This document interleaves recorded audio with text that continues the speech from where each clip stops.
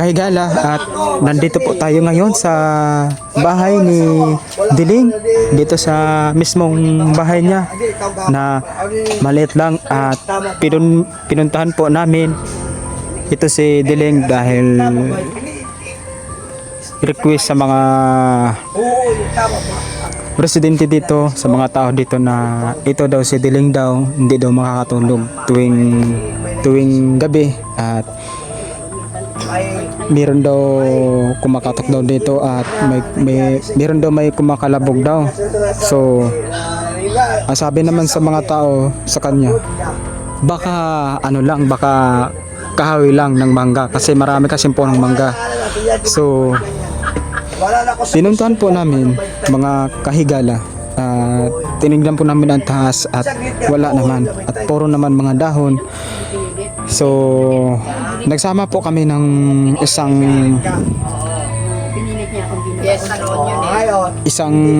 ano, hindi ko na po sasabihin sa inyo mga kahigala, dahil alam nyo na kung ano si Sir, at siya po ay marunong manggamot.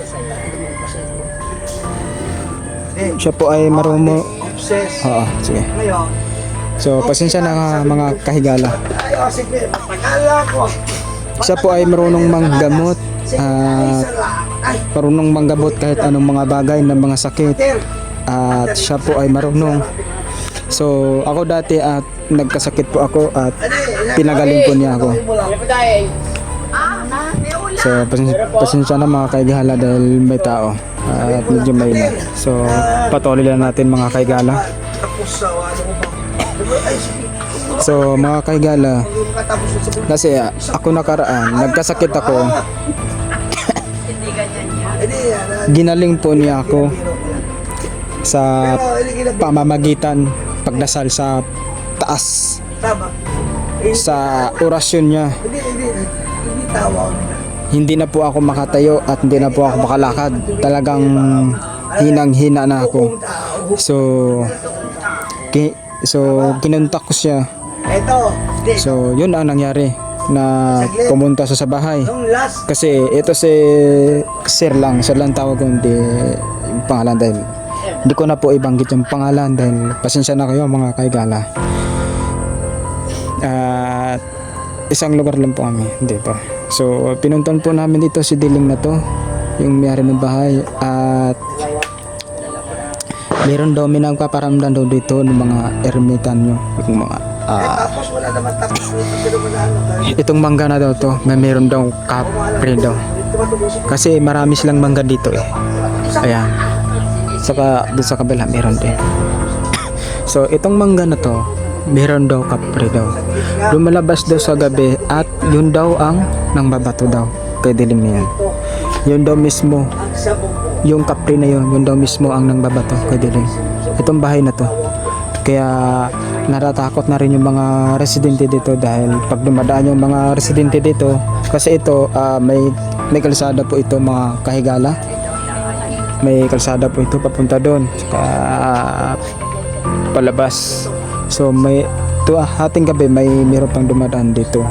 So ang problema lang mga kahigala, natatakot sila dito. Itong puno na to, meron daw dito may nakatira, kapre daw ang nakatira dito. So meron pa daw ang meron dito, isang ninuno.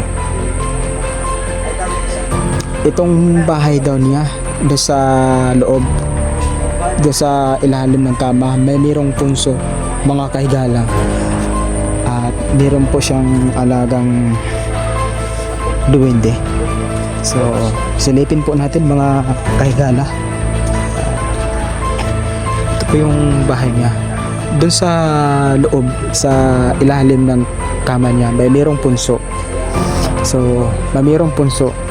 So hindi lang yun na nakatira dito, isang kapre, saka yung punso na yun, yung mga bewende. Pero ang sabi naman ni Sir sa amin, mabait naman daw.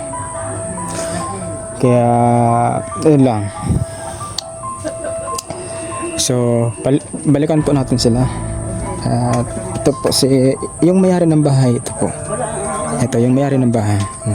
Ngayon, Ito si sir. hindi pwede sa lipadik-adik. Sinamahan po namin si sir. Lagyan nating safety ang bahay.